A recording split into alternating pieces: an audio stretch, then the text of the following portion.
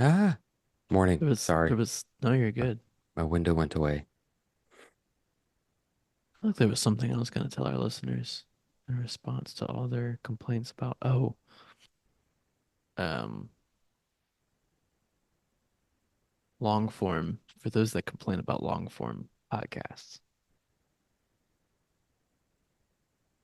The Sean Ryan show, which I just fell into last night on YouTube because Okay. they had John Christ on it.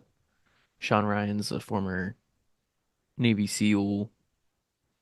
He's the CEO of Vigilance Elite, which is one of those, I think it's one of those like prepper kind of protect your family kind of companies. Definitely paramilitary or has that vibe. But he has apparently some kind of sit down podcast show, and they went 5 hours, Single episode? single episode. I had not watched the whole thing.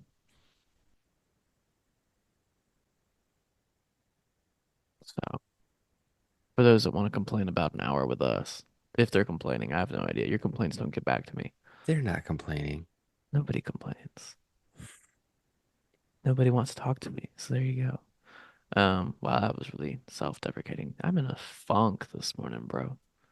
Ooh, What you got in that coffee, man?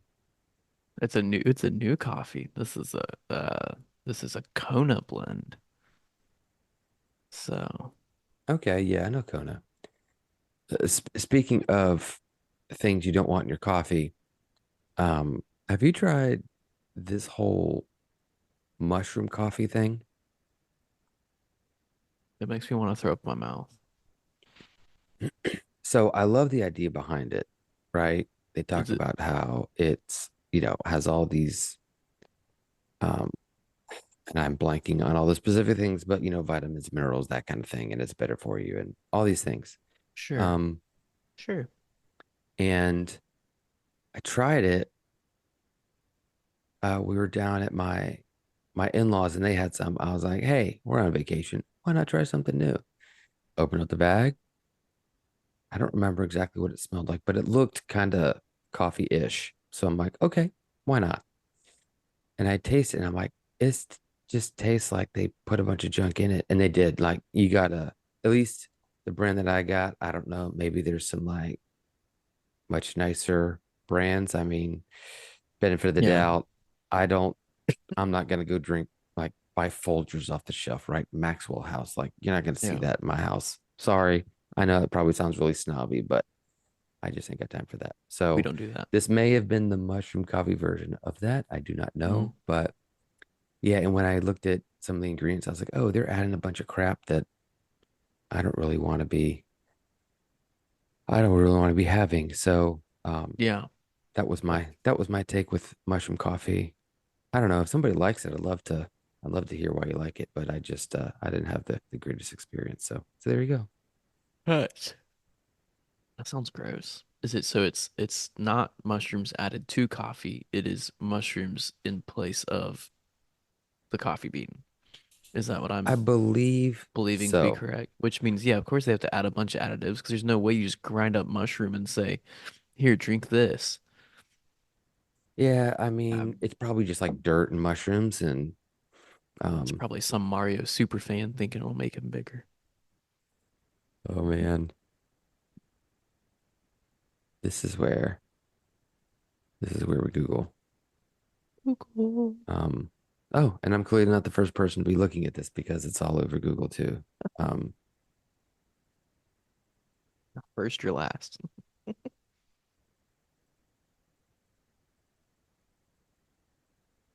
Dear AI, what is mushroom coffee? I literally this morning, so for you listeners, Justin at 6 a.m. decided to text me and say, I'm up, I'm making coffee. And I was like, there ain't no way he's up. This is AI. I actually had that thought. And then I decided to send it to be funny. But um, Yeah, but well, yeah. I mean, you got me thinking, watch the next iPhone update or the one after will be scheduled texts. I wouldn't be surprised if that started coming into play where it's like, maybe not quite AI texting yet, but like a scheduled, hey, send this at 6 a.m., just like you can schedule emails. You I know, had I I had that thought vibe. I had it. So I looked, sure enough, do not. I don't know if that was a Android thing or maybe I just dreamed that I had it at some point, but I thought I did. So, I don't remember scheduled texts, even with my Android people. Hmm, I don't know. Um, Shauna's going to listen to this and she's going to come to me and say, "Yep, I got it." all my Android people out there. Gloating. We're No, she so doesn't do ahead. that. So how was y'all had a big weekend this weekend? Dude, How was we it? did. I'm still like mentally recovering. It was good though, man. It really was. It was great. You know, it's like I feel like there's a meme out there somewhere probably Hmm. where it's like there's tired and then there's student ministry tired. There needs, if there's not, there needs to be. That's such a truth. I mean, because you done the camp thing, and that's really what this is. It's like a day and a half camp. So, Yeah. um, we got there Friday at 5 p.m., left there, I don't know, 10 or 11, something like that. Get back at 7:30 in the morning on Saturday, go till 10, and then, got to kind of clean up and make sure that things are presentable for Sunday morning. Yeah. At least for those that get there early enough can kind of, tag team and take over. Did y'all do host homes or were parents going back and picking up their students and Um, just dropping them back off? so I believe that has not been done since COVID, I think. The host Um, homes? yeah, Oh, I okay. could be wrong about that. Just I remember that was the thing when Pierce was in, I think. And I'm not I'm not gonna lie, I don't like I kind of like, oh, that would be great for the kids, but I'm also like, oh, they would probably be looking for me to do that. Oh, yeah. Jude would probably be asking you to offer up your home to to host. I don't know, man. Um, I don't know, it's one of those things where having sat in the director's seat, and granted, this is one of those where I think it's a cultural and geographical difference. Um, but that's one of those tensions of, okay, by asking my parents to be awake Friday night to drop their kids up or to come and pick their kids up and then get up early to take their students back Saturday, like, and granted, y'all's church culture is so much different when it comes to sacrifice. Joby's gonna pull people over and be like, yeah, you're gonna sacrifice time for your student to get exposure to the gospel. Get over yourself. Um, some of the church contexts around here a little bit more, hey, how can we remove all the obstacles that way you'll send your student? And so that's where the host homes come into play. Um, are so I've, y'all are y'all back doing that? Y'all, as in like Atlanta area churches, I guess is what I'm oh saying. yeah, yeah. 12 Stone, I think, had their weekend this past weekend, same time as you guys, if not this past 2 weekends, 2 weekends ago, actually, because one of my seventh grade boys, who is now a college student, is now leading his first group of sixth grade guys. Oh, there it is. So That's it cool. makes me feel very old and very proud all at once. Um, he's a good kid. He's a really good kid. So, yeah, I'd like to Um, see that, and yeah. especially because I know like, and this is not just 1122. That's just my experience. I know there's people at 1122 that are like, kind of upper middle class who are like, get saved and they're like, look, I want to use this stuff to the glory of God, right? I, Yeah. I want this to be a gathering place. Who would offer up their super nice house, right? Oh, Like, yeah. so I've in stayed all in a actually, $900,000 home before for a camp weekend yeah. So, at a dude, rink-a-dink Baptist church. But one of the guy, and he was the only guy in that church who gave a rip about the student ministry. But he just so happened to live in Chateau Alon, which is this big fancy golf course community up here. And basically his Wow. entire, if you want to call it a basement or a third floor, I don't know. Um, but it's a completely like it's basically a fully furnished apartment is what it is. Like it's a two bed plus a kitchen plus a living room. Like it was insane, but it was cool. That's It was a nice. cool experience. That's nice. Yeah, so um a good friend of mine here was at our Arlington campus, and he said like they took, man, it must have been all the middle school boys. It was like 46 or 80 or 75. Like it was way too many middle school boys to be in one place. But he took them all, which Don't told tell the me, fire first marshal. of all, the heart of this man and his lovely wife, goodness. Second of all, like I don't know that 40 kids could sleep in my house. Like literally there's enough floor space. Yeah, no. Oh no. Much less be able to make like, you know, pancakes for that many mouths. You'd have to have you seen the this is gonna sound horrible. Maybe I should stray. Yeah, it's early and we only have 13 listeners at 20. We're starting to climb again. It's kind of nice. I don't know who's listening. Whoever you are, please interact with us somewhere. Send us a message. Actually, there's a poll at the end of last week's episode, but that I set up to run through this week too. Um, but those so I'm a history major, so that's where this frame of reference comes from. If I had seen a different diagram, this is where I would go, but I haven't. I studied history.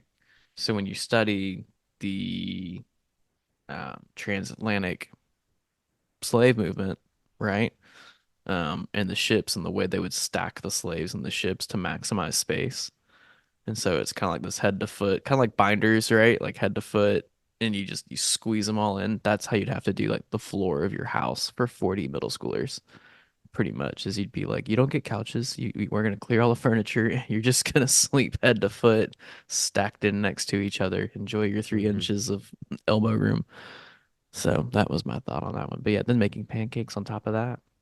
No, But yeah, man, it was good. It was a good time, uh, for the most part, you know. Kids had their ups and downs, per as kids usual, do. but we had like 1,000 kids. Um, What's crazy, we popped in a few times in the live stream. Um, okay. Yeah, I meant and to mention that it was yeah, there. we can't seem to let you guys go. I did ask Megan last night. I was like, hey, would you be open to me applying to 1122? Because she kind of put relocation back on the table, but begrudgingly. So it's one of those tensions of like, I can apply anywhere I want. Doesn't mean we're gonna go anywhere I want.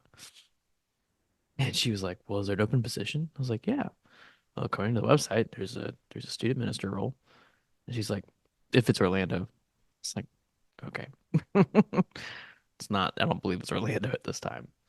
So, but yeah, I mean, we Orlando is pop in. coming, as I'm sure you know, but I know. Oh, I know.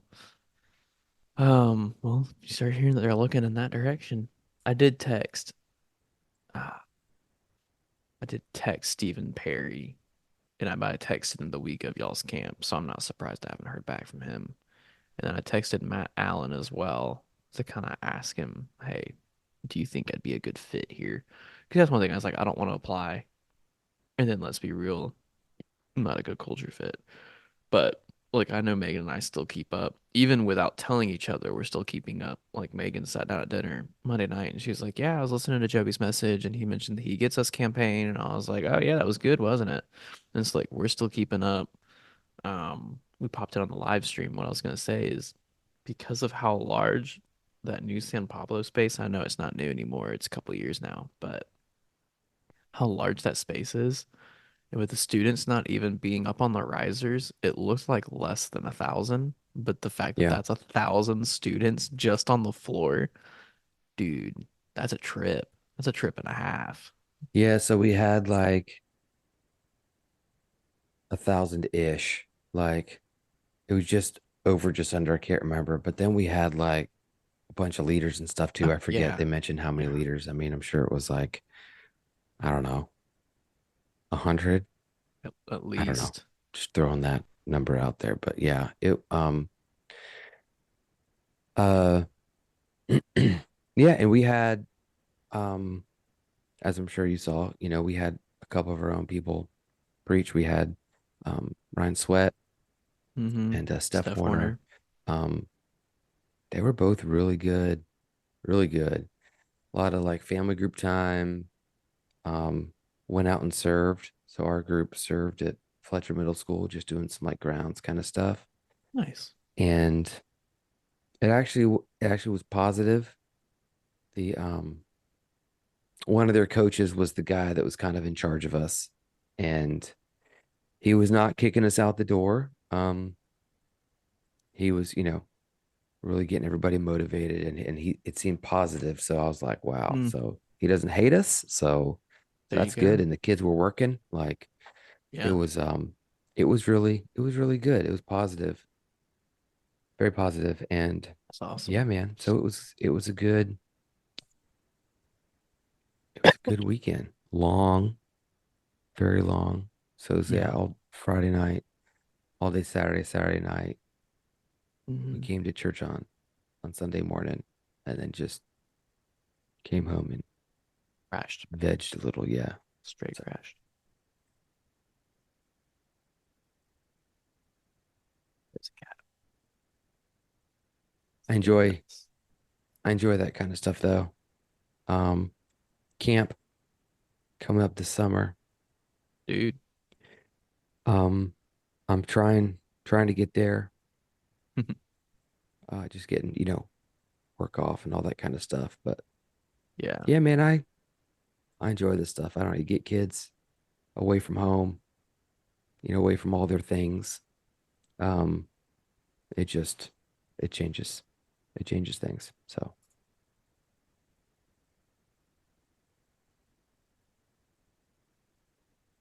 Faux show. anywho, Faux show. so I know it's been like a month and a half since we actually did this because we talked about Abram, and then we wound up having to talk about him again. Um, for kind of the second go round because we lost it. So Yep. speaking of losing it, I'm about to chuck this webcam out the window. I don't know what's going on today. Dude, Um, it's blipping. It is so blip. you got anything else you want to jump in? Good. Let's do it. Cool. Let's jump. So real quick, mushroom coffee is kind of what you would think it is. It's like a mix of coffee beans and like ground up mushrooms, but they say Uh, it's not like culinary type of mushrooms. Like it's like certain mushrooms that they extract stuff from. So it's like kind of mushrooms for the most part. And then, you get a high bunch of kind of yellow number mushroom. five and whatever else. So But yeah, that number. Yeah, all the stuff I don't want. All the things that California tells me are illegal. Cracks me up. Um, yeah, yeah, you don't know what's in it, but yeah, yeah, just add this concoction extract. Yeah. to your body. Yeah, It's you're got five wood years old, you have chips. armpit hair, no problem. It's fine. I'm sure it's fine. Oh, all right. We are Okay. Abram part 3, I believe. We had in our 20-minute discourse last week. We talked about Abram as well. You had something Yep. that you shared, and of course my brain draws a blank now. What's funny is we're doing almost something similar. I joined a men's group um couple weeks ago, and we're doing the the Rick and Bubba show. Rick from that, and I don't know that he's definitely a generation before me. He's still going. I just had never heard of him. He does this thing called the Man Church, and so we're in this series that he put together where they're talking about like the men of the Bible, and it's definitely one of those like heavy man, be a man kind of emphasis. But he's been talking about Abram, and he's like chopped it up into 5 different pieces. And finally, the first one was on the same thing that we had talked about in our first one, which was that idea of like, where are you being called to go? What does it look like for you to go? And then he jumped ahead several chapters in this last time around, and I was like, dude, you're cutting out so much of Abram's story by skipping over the fact that he like gives away his wife twice. But okay, cool, man. Anywho, um, so yeah, we're back, and again, I forget what we talked about last So week. last time we kind of high level, big idea. We talked about the fact that, he packed up, Mm, moved on faith, and then pulled up and guess what? There's a cat on your desk. No. Guess what? There's a famine in the land, right? right. And I think we just talked about that piece. And so the very next piece that's here is kind of what you just referenced, which is he gets scared, and I'm paraphrasing here, and Mm, tells his wife, "Hey, tell Pharaoh that like I'm your brother, yeah. so you're pretty, so it'll go well with me." Um, which so you're the historian, so today you get to be the ancient Egyptian historian and cult. That class was fun. You are um an expert on culture and all things ancient Egypt. Well, So okay. I would imagine that Pharaoh could kind of do whatever the heck he wants, right? Put on my Egyptian hat. So Yeah. Well, he's Abram's fear is potentially something that could have happened, right? Oh, he's yeah. going to kill me and take you. Yeah, an ancient Egyptian pharaoh played both the role of king and he was seen as a deity. Right, So, right. within without much speculation or throwing of paint against a wall, I would imagine that Pharaoh has just about as much leeway as he wants within his own right. Um, though Um, I wonder why the fear is with Abram that Pharaoh's first thought upon seeing this traveling band, because it's not just Abram and Sarah and a donkey. There's all his servants, his household, his belongings. Why would the first thought be you take the wife? And there's probably some historian out there who's like, "Oh, you don't know that." But I guess that's because that's the reaction we see is Abram's not scared for his stuff. He's scared for his life, thinking he'll be killed so that Pharaoh can have his wife. I think I said that right. yeah. And my first thought was we talk about, oh, he's just being selfish. And we talk Yeah. about places we've been selfish. Which valid. He is being selfish, and I'm sure there's a lot in that area we could talk about. But one thing that just kind of hit me is like, so last time we talked about he's full of faith going to this place that he does not know. Like, could I do that? All that kind of stuff. And now, like, he meets this guy who's powerful. I'll say all powerful, but not all powerful, but extremely powerful. And all of a sudden he's, you know, scheming and plotting and trying Right. to make it so it Right. goes well for him. Yeah. So it's almost like kind of faith out the window. Like, yeah, yeah, I know God is calling me to come to some place that he hasn't told me about yet, but oh, here's this scary guy. I'm gonna take this in my own control. Like, I'm gonna take care of this. And it's like, there's no transition. It's just kind of like, boom, hey, tell them we're brother and sister. Like, Right. Yeah. so, and I can identify with that so much. It's like the whole thing, I resemble that comment, right? Um, and I am not really prepared to talk about this because that just kind of landed on me. So this is probably just be kind of more off the cuff, which is where I usually say things and regret it. So this is gonna be great. But he's still gonna do it. Okay. Let's Okay. go. Um, but yeah, I mean, I think that is where where it is and just taking this at face value, right?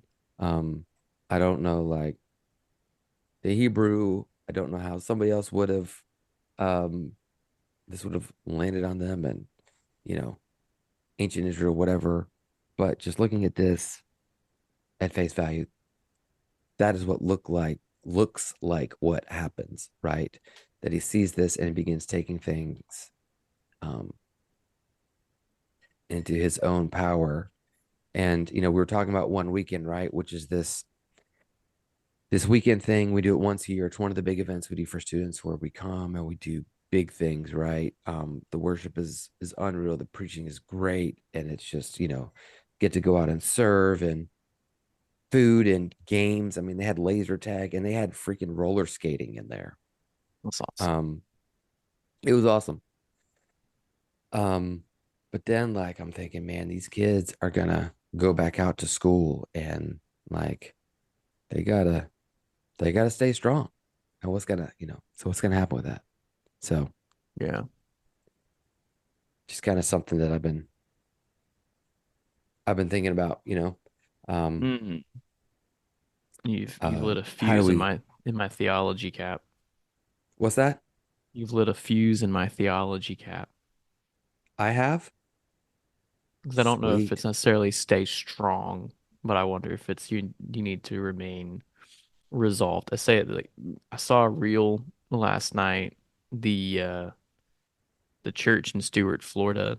So I have this tendency when I'm talking to churches or um in interviews with them, and so I know that one has since moved on. Like I think he's got two other candidates now, and we're not revisiting that. But I tend to follow these guys. I tend to make like go ahead and give them a like on Facebook, follow them on Instagram, scope them out, because I like seeing what they're up to. And so he was there was a reel he was preaching, and he talked about how he thought this year starting out was supposed to be awesome, like moving and shaking. He's the new guy, right? So all this fresh energy, all this just like up movement, and he goes, if I'm being truthful, this year has been hell. I'm like, oh wow, there's a shift, stuff with his family.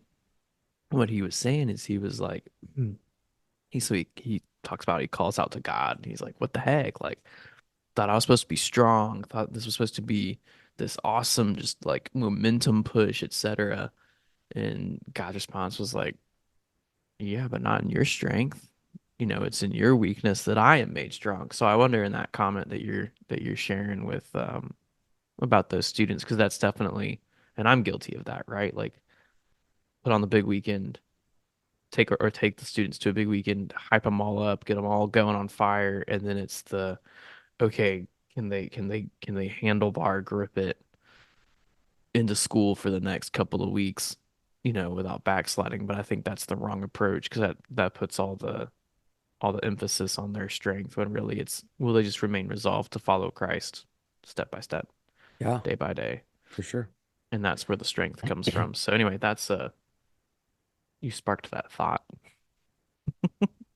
Well, and even to take it to, um, kind of, parenthood and being a dad, like how do we instill that faith in our kids, right? So that when they face challenges, they won't um they won't do this kind of thing. They won't try to just take it in their own strength, right? And there's a fine balance between God has called me to something like I actually should do work and um it's all on me, right?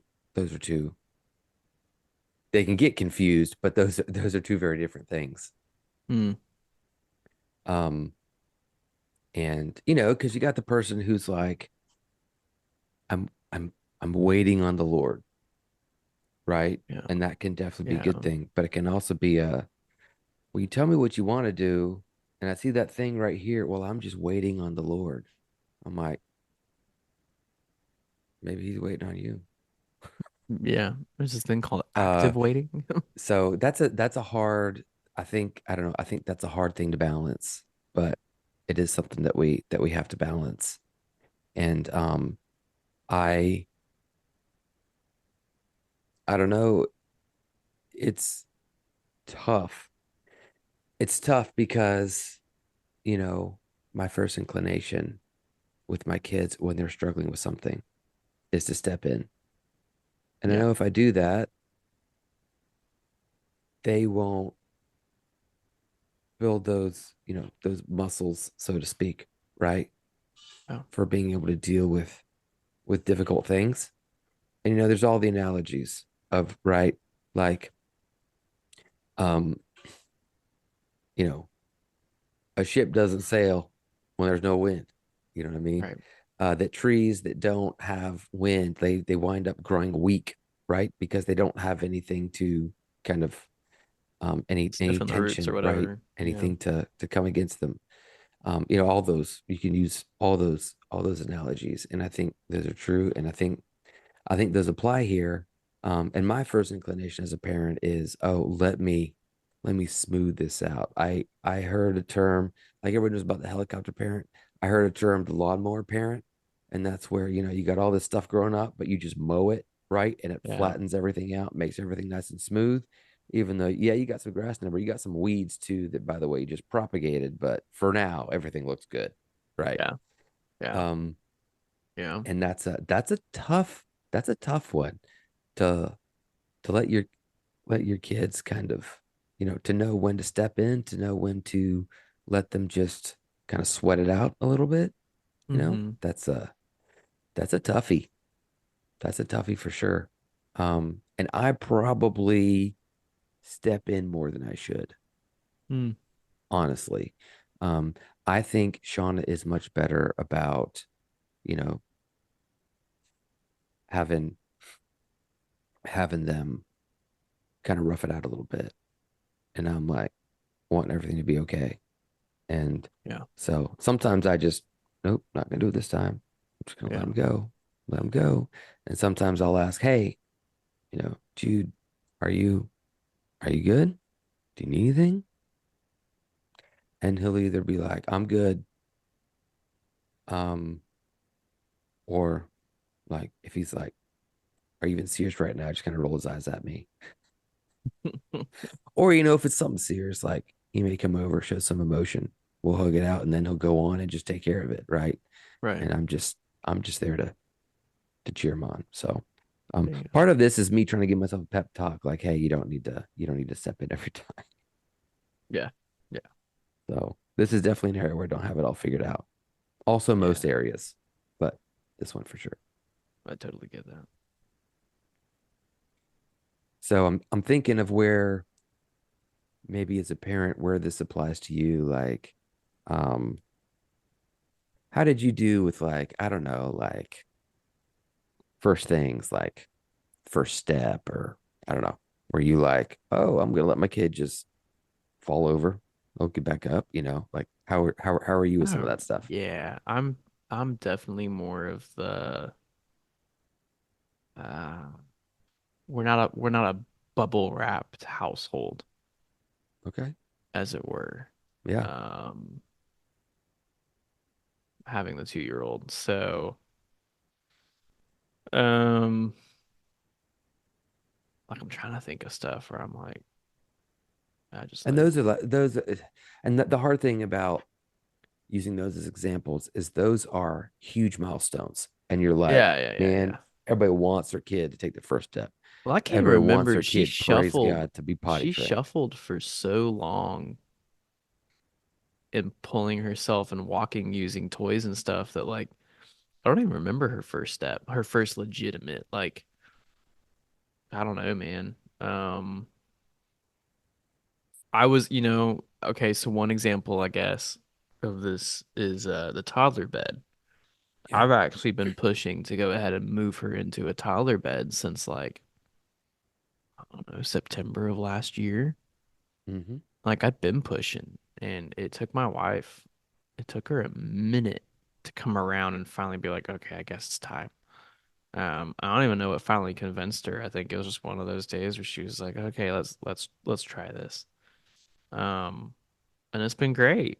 Like I think her biggest fear was that Amelia would get up in the middle of the night and constantly come over to our room, constantly, or she try and go down the stairs. We just flip the doorknob. We lock her in her room. Like she's fine. She still sleeps completely through the night. That independence she honestly loves because there are days where she just needs to go up to her room and she just checks out for a little bit, just has herself a little timeout. So it's like, or we'll put her in her room for timeout, and there now she has her bed as an option to go and lay down in and to rest and to reset. Um, so I'm definitely more of the let him fall over, let him scuff a knee. Like when we're at the park, um, I try to with knowing within reason what things she should and should not be climbing on. But like I'm not scared to let her try climbing the bigger things, but it might look like where I'm like, "Hey, put your foot here." And not move her foot for her, but try and coach her, right, into learning how to climb up rocks. And sure enough, like there's this rather large rock piece at the local park, and she was already halfway up it by the time I got over there. And then I didn't really lift her the rest of it. I just helped coach, hey, this crevice, put a foot here. And she picked up on it. She started figuring out, oh, okay, if I place a foot, push off. And so that's kind of more my style is that either hands off, learn by falling down, or kind of coach, how can I, and I've never seen myself as a coach, but this is just the best term that I have. Yeah. Because I don't want to do it for her unless it's out of safety, but I'd rather let her hold a hand and learn for herself. So that's kind of where I think that's kind of where I'm at. But we never really, well, at least with Pierce, with Jude, I don't remember as much, but with Pierce, we didn't really struggle with the whole thing of the toddler bed because he came in to his room, and as any good parent would, I just snapped a photo before I did anything. But he was way too young to be doing this. He's always been a climber, but he's climbing into his bed, into his Nice. crib, right? Oh, And it's not like, you got the bar, you can drop down. It's not that yeah. scenario. Like he's climbing straight up into the thing. And so we're like, well, It's if time. we do a toddler bed, he has less to climb. And if he can climb in, You we'd can climb out. seen, and then shortly after we see him climb out, I'm like, okay, he can climb in, he can climb out. Yeah. Like, if one is more safe, it's probably the toddler bed because he has less to fall. Yeah. He Yeah. just Yeah. falls out of bed versus climbing over. So yeah, um we never really did much. But I'll tell you what, man, I remember first time he kind of climbed the tree by himself. I remember the first time he went out of view riding his bike in the neighborhood. I thought I Mm. was gonna die. Sean was like, "What is wrong with you?" I'm like, "I'm good. I'm good. I'm good. Are you? Are you good? Can't see my Maybe I'm boy. good." I can't see my boy. Oh man. And he came back and he was perfectly fine, you Yeah. know. Yeah. But yeah, man, I was and I and it's not like I didn't trust him. I mean, he was, very trustworthy as a kid, but just me wanting to control, right? Right. And not knowing. So Yeah. it's Yeah. tough. For sure. That's what we got to do. Word. So, yep. And then Pharaoh gets wise, and then he sends Abram and his people off, which probably a good move. Well, the Lord was afflicting him with plagues, Yeah. so it's probably for the best. I mean, let's be real here. He did better with it than Pharaoh when Yeah. Moses Yeah. was in the Towards picture, right? towards Like, Exodus. Yeah. how many plagues is it going to take? One more. Like, I Yeah. think we're done. I think we're done here. Oh, nope. Oh, I got another one in me. Pharaoh's Right. just a sadist. He Ridiculous. just likes the pain. Yeah. Yeah, that's yeah, no, this one definitely does a better job. So,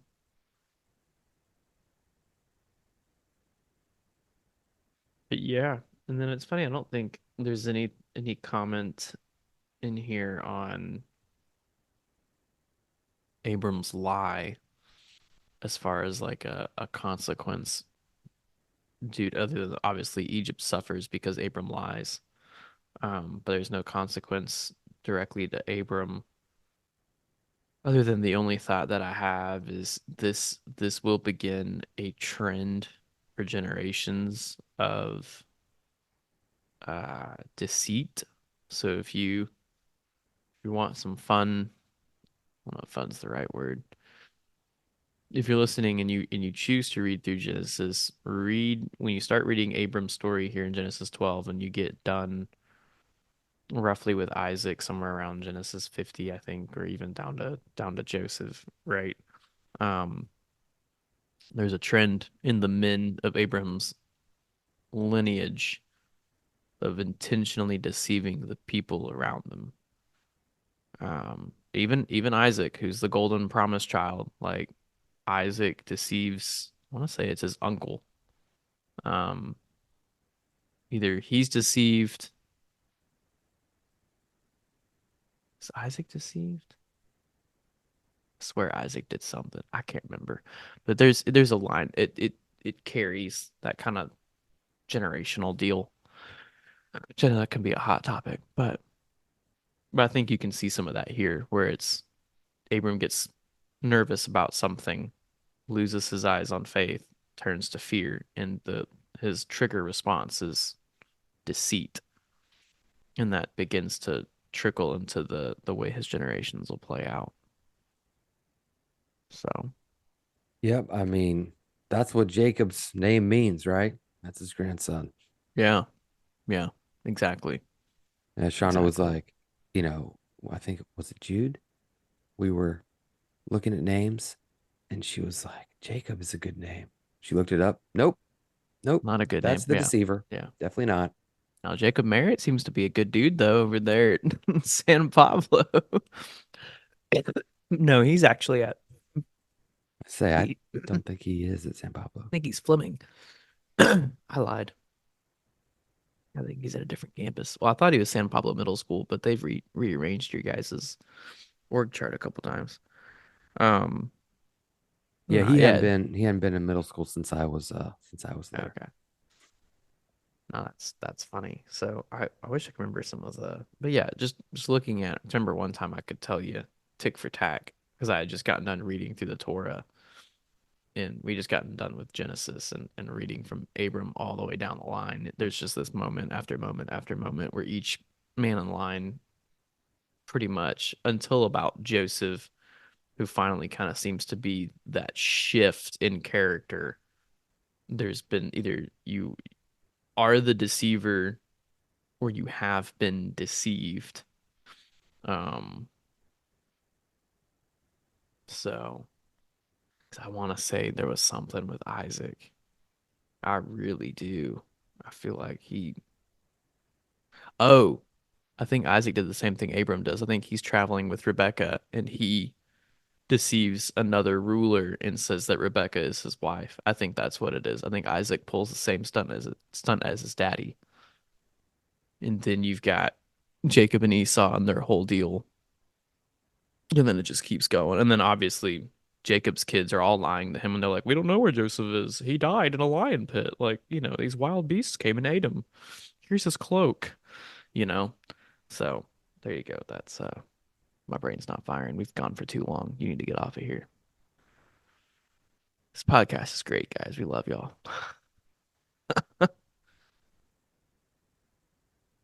Yeah, you said something in there that made me think about this. I don't know what it was, but the um the Bible Project is going through the Sermon on the Mount right now.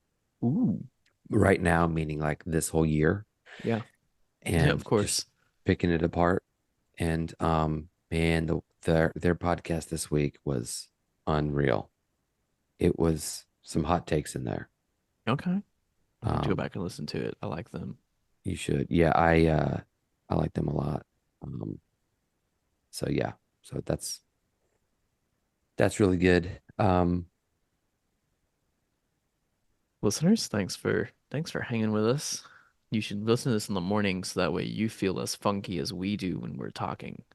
It'll just help it all make sense when you're incoherent and exhausted.